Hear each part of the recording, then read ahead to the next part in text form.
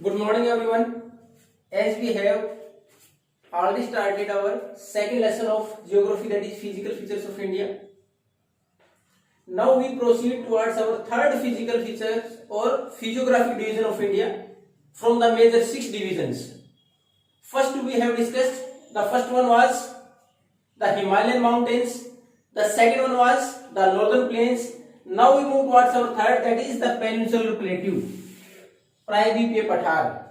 हिंदी में अगर आपने इसको पढ़ा है तो इसमें हमारे पास सबसे ओल्डेस्ट लैंड मास में इसको count, it is one of the oldest land mass of the world, not only India. ये प्राचीन भूभाग में से एक है. और ये आपका जो फर्स्ट लेसन था उसमें आपने how the Himalaya is formed वो हेडिंग थी, उससे पहले दे रखा था ये किस प्रकार बना हुआ है कि जो हमारा सबसे प्राचीन भूभाग, वर्ल्ड के सबसे प्राचीन भूभाग में था Gondwana land, which was composed of kin किन कंटिनेंट को मिला के बनी थी उस टाइम के ऊपर. एशिया, अफ्रीका, यूरोप, ये ज्यादातर कंटिनेंट आपस में जुड़े हुए थे, दे आर इंटरकनेक्टेड. उसके बाद through the movement of tectonic plates, जब टेक्टोनिक प्लेट्स के मूवमेंट की वजह से इट वाज ब्रेक डाउन, ये लैंड मास जो गोंडवाना लैंड था टूटा, उसके बाद अलग अलग हिस्सों में बढ़ गया. ड्रिफ्टिंग होता है द मूवमेंट, हालांकि पानी के मूवमेंट के लिए ज्यादा इस्तेमाल होती है, स्लो मूवमेंट होता है उसके लिए. तो उसमें से कुछ लैंड मास मूवमेंट होने के बाद जैसे हमारे पास बीच में इंडियन ओशियन, उसके बाद आगे कंटिन्यू हो गया, यानी बीच में पानी की जो वाटर बॉडीज है उसकी जो संख्या वो बढ़ी हमारे पास, और बाकी लैंड टूट के बाकी कंटिनेंट के साथ रह गई. उसी में से हमारे पास जो हिस्सा होता था गोंडवाना लैंड. गोंडवाना लैंड का कौन सा हिस्सा? पेनिनसुलर प्लेटू, जो हमारा पठारी इलाका है केवल हमारे पास रहा वो. ये किसकी वजह से? आप जो ज्योग्राफी का फर्स्ट लेसन था उसमें आपने पढ़ा था कि किस प्रकार पहले गोंडवाना लैंड जो कि कई कंटिनेंट को, 3 से 4 कंटिनेंट को मिला के सिंगल लैंड मास था, उसके बाद टेक्टोनिक प्लेट्स मूवमेंट की वजह से वो ब्रेक डाउन हुआ. उसके बाद जो ओल्डेस्ट लैंड मास का हिस्सा हमारे पास रहा वो था पेनिनसुलर प्लेटू. अब इस पेनिनसुलर प्लेटू में एक तो आपने जितना भी प्लेटूज का पार्ट पढ़ा है उसमें प्लेटूज के लिए वर्ड होता है यूज टेबल लैंड. अब टेबल जैसे आप देखते हो जमीन से ऊपर उठा हुआ और उसके बाद ऊपर का जो बेस है बिल्कुल फ्लैट, उसी प्रकार प्लेटू क्या होते हैं?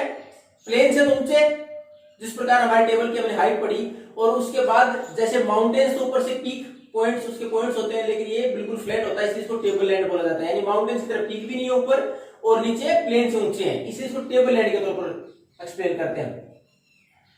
अब ये जो हमारे पास प्लेटू है, इसको हम अगर डिफाइन करें तो हमारे पास ये ब्रॉड, इसके अंदर जो घाटियां हैं, दो माउंटेन्स के बीच की जो जगह है वो ज्यादा बड़ी भी है, लेकिन सेलो डेप्थ, सेलो वैली, सेलो मतलब जिसकी डेप्थ कम हो, गहराई ज्यादा नहीं है.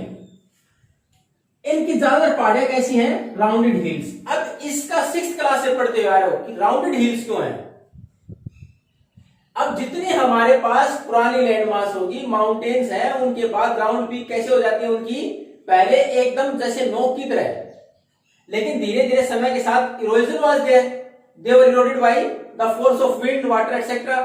हवा से, पानी की स्पीड से धीरे धीरे टूटती है और धीरे धीरे उनकी शेप राउंड में, तो सबसे पुराना लैंड मास है, इसलिए इसकी हिल्स की जो ऊपर की शेप कैसी है? राउंड. अब इसको हम पेनिनसुलर प्लेटू को महत्वपूर्ण तरीके से और for important division we have divided it into 2 parts, 2 भागों में बांटा हुआ है.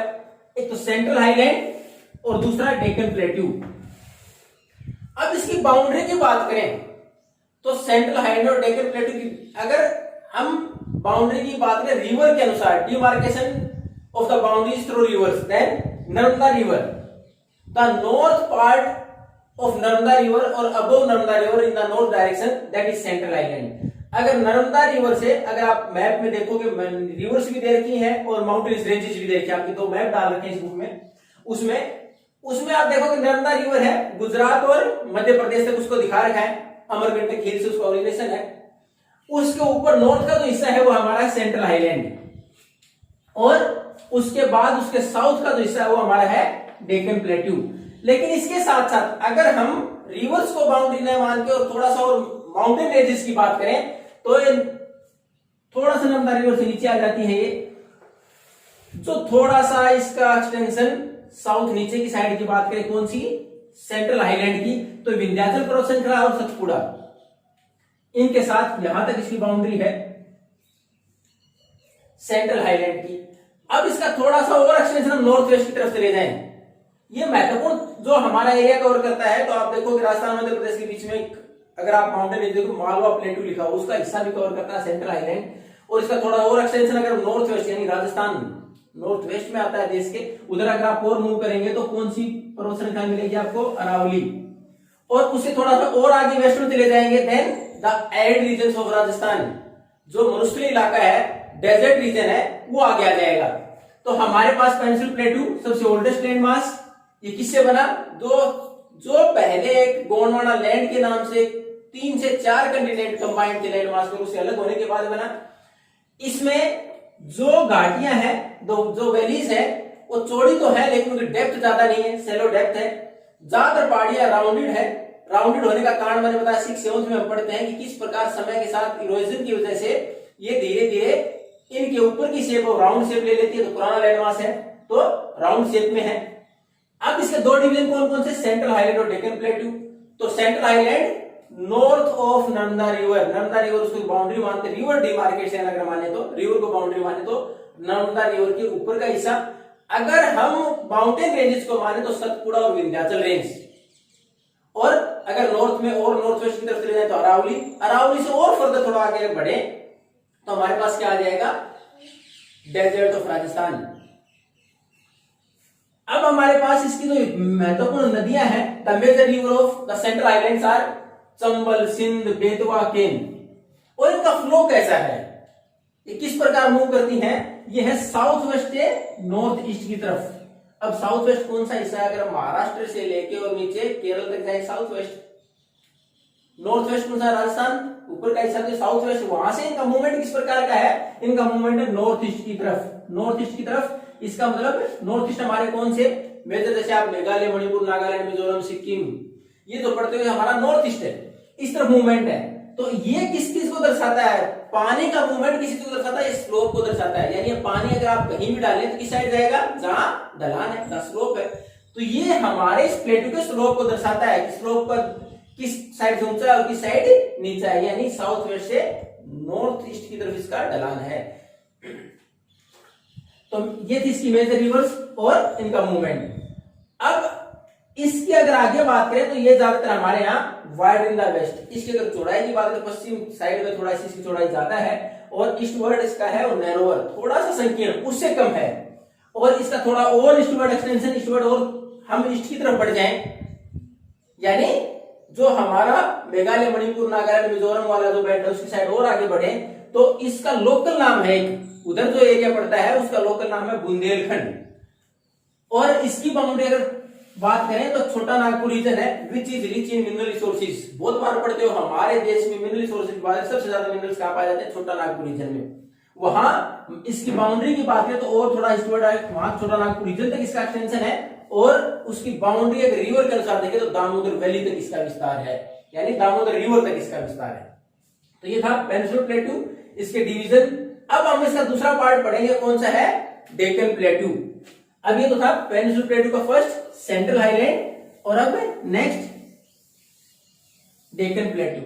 अब डेक्कन में अब हमने उसके साउथ में किसकी बात की, नर्मदा रिवर को हमने अगर बाउंड्री माना दो किसके लिए, प्लेट्यूज के एक्सप्लेनेशन के लिए, तो north of the Narmada river was central island. अब उसके साउथ में डेक्कन प्लेट्यू, उसका नीचे कैसा है, डेक्कन प्लेट्यू। अब हमने एक रेंज की बात की थी, माउंटेन रेंज की बात की, जो उसके अंदर काउंट हुई थी नीचे की बाउंड्री में, किसकी, सेंट्रल हाईलैंड की। वो दो माउंटेन रेंज कौन थी, सतपुड़ा और दूसरी विंध्याचल। तो सतपुड़ा विंध्याचल अगर आप मैप में देखेंगे तो विंध्याचल से नीचे है सतपुड़ा रेंज, मध्य प्रदेश का एरिया। उसमें अगर हम बात करें तो नीचे ये हमारी नॉर्थ की बाउंड्री हो जाएगी इसके लिए, डेक्कन प्लेटू के लिए। अब वहां हमारे पास उसके साथ साथ और जो महत्वपूर्ण हमारे पास, यानी डेक्कन प्लेटू की अगर बात करें तो south of Narmada river, Narmada river के साउथ में अगर माउंटेन रेंज की बात करें तो इसकी अगर ऊपर की नॉर्थ की बाउंड्री की बात करें तो कौन सी जाएगी, सतपुड़ा रेंज।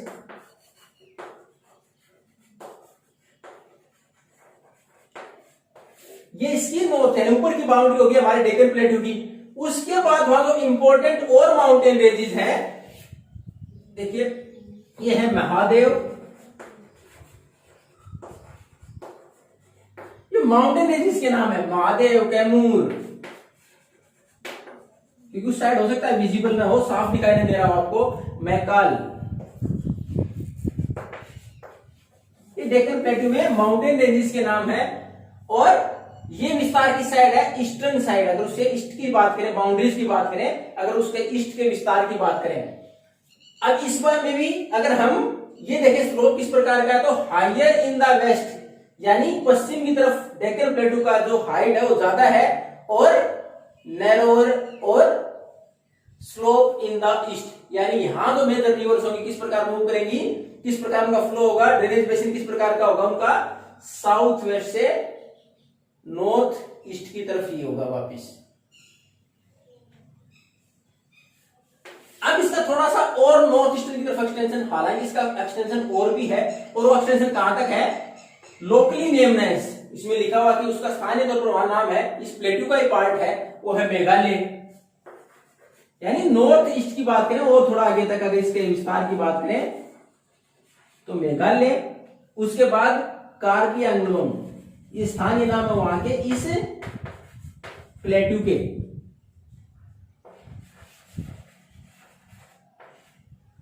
उसके बाद north Cachar,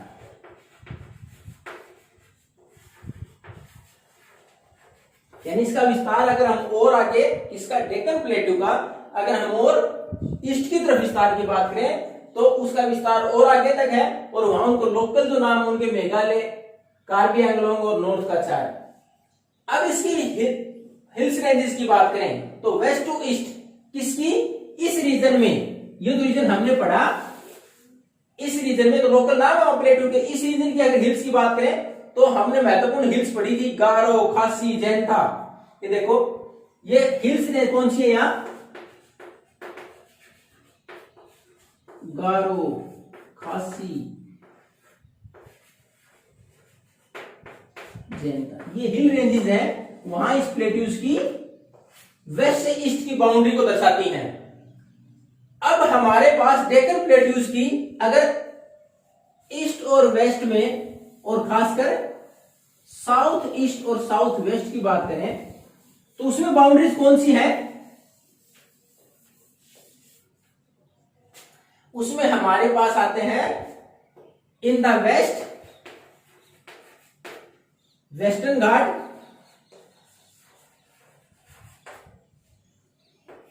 and in the east eastern घाट।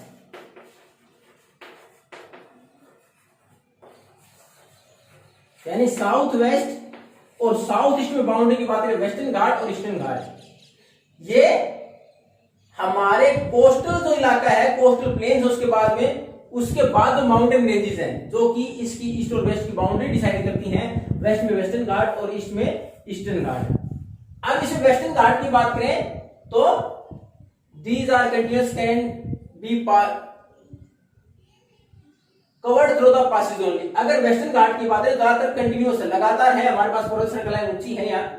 हालांकि इसमें भी अगर हाइट की बात करें तो ऊपर से नॉर्थ से साउथ की तरफ इनकी हाइट बढ़ती चली जाती है। इन माउंटेन वेस्टर्न घाट में जो हिल्स हैं उनकी हाइट नॉर्थ से साउथ की तरफ बढ़ती चली जाती है, और ये कंटिन्यूअस है, इनमें केवल पासेज यानी बीच से अगर कोई पहले नदी वगैरह निकली हो बीच से जा रहे हैं उसी से में से इससे बाहर जा सकते हैं, बाकी कंटिन्यूअस हैं, लेकिन ये इरेगुलर हैं। इरेगुलर क्यों है, क्योंकि महत्वपूर्ण जो नदियां हैं वो सारी इससे निकलती हैं। ज्यादातर भारत की नदियां कैसी हैं, ईस्ट फ्लोइंग है, ईस्ट फ्लोइंग है हमारी ज्यादातर नदियां। महत्वपूर्ण वेस्ट फ्लोइंग रिवर्स अगले लेसन में आ जाएगा ड्रेनेज में। हमारी महत्वपूर्ण अगर वेस्ट फ्लोइंग की बात करें तो नर्मदा तापी मेजर रिवर है, बाकी ज्यादातर हमारी ईस्ट फ्लोइंग है। ईस्ट फ्लोइंग रिवर्स है तो उनको निकलने के लिए रास्ता चाहिए। ईस्ट में हमारी बाउंड्री कौन सी, ईस्टर्न घाट जो पर्वत श्रृंखला है तो उसके बीच में डिसकंटिन्यूअस यानी नदियों की जगह जगह निकलने की जगह है वहां। अब इसमें अगर हम बात करें तो वेस्टर्न घाट की अगर हाइट की बात करें, वेस्टर्न घाट में जो पर्वत श्रृंखला है उनकी हाइट की बात करें, these are higher than eastern ghat. Eastern ghat की पहाड़ियों से ये ऊंची है और इनमें एवरेज हाइट है वो है हमारी 900 से 1600 metre. It is 900 to 1600 metre. ये एवरेज हाइट है वहां की पर्वत श्रृंखलाओं की। ईस्टर्न घाट में कितनी है? It is around 600 metre only. Eastern ghat में 600 मीटर है केवल। अब इनमें सबसे महत्वपूर्ण जो पर्वत श्रृंखलाएं हैं, हाईएस्ट पीक जो है यहाँ की, यहाँ वेस्टर्न घाट की कौन सी है? अनायमुदी,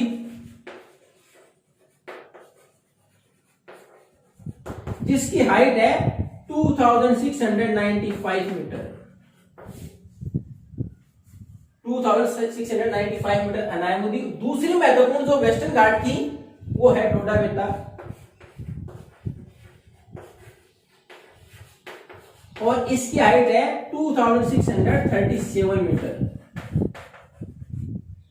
ये प्रोमिनेंट हिल्स, महत्वपूर्ण जो पर्वत श्रृंखलाएं हैं किसकी? वेस्टर्न घाट की, उनकी हाइट। उसके बाद अगर ईस्टर्न घाट की बात करें तो उसमें कौन सी है? महेंद्रगिरी। ईस्टर्न घाट की जो इंपॉर्टेंट हिल रेंजेस है जिसकी हाइट ज्यादा है, वो कौन सी है? महेंद्रगिरी। और इसकी हाइट कितनी है? इसकी है 1501 मीटर। ये हमारे दो जो अलग अलग हमने इस प्लेट्यूज के पार्ट पढ़े थे, और इस प्लेट्यू में सबसे इंपॉर्टेंट जो पार्ट अब आगे हम पढ़ेंगे, सबसे इंपॉर्टेंट उसमें है ये, यहां कौन सी सोइल पाई जाती है? Black soil. कौन सी मेजर उसकी रॉक थी? पेरेंट रॉक कौन सी थी? वो थी बासाल्ट।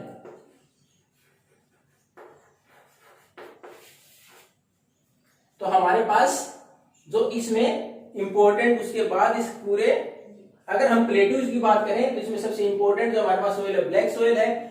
कौन सी पेरेंट रॉक से बनी थी? बासाल्ट से बनी हुई है, और ये ज्यादातर इग्नियस और मेटामॉर्फिक रॉक्स का रूप है। और इग्नियस रॉक्स, बासाल्ट आपने पढ़ा था। अगर 6th 7th को क्लास को आपने, खासकर 7th क्लास में रॉक्स अगर आपने पढ़ी तो उसमें पढ़ा था इंट्रूजिव इग्नियस रॉक्स, उसका एक एग्जांपल है बासाल्ट, यानी इग्नियस रॉक्स से बनी हुई है ये। और ये सबसे उपयुक्त किसके लिए है? For the growing of cotton. तो ये हमारा तीसरा डिवीजन था फिजियोग्राफिक डिवीजन में। Total we have to go through 6 physiographic division of India, जिनमें से हमने 3 कंप्लीट कर लिए। First Himalayan mountain, second northern plains, third peninsular plateau. For the remaining 3, one by one we will proceed in the next classes. Till that time, if you have any doubt, then you can ask by leaving a message or by direct call to me. Thank you and have a nice day.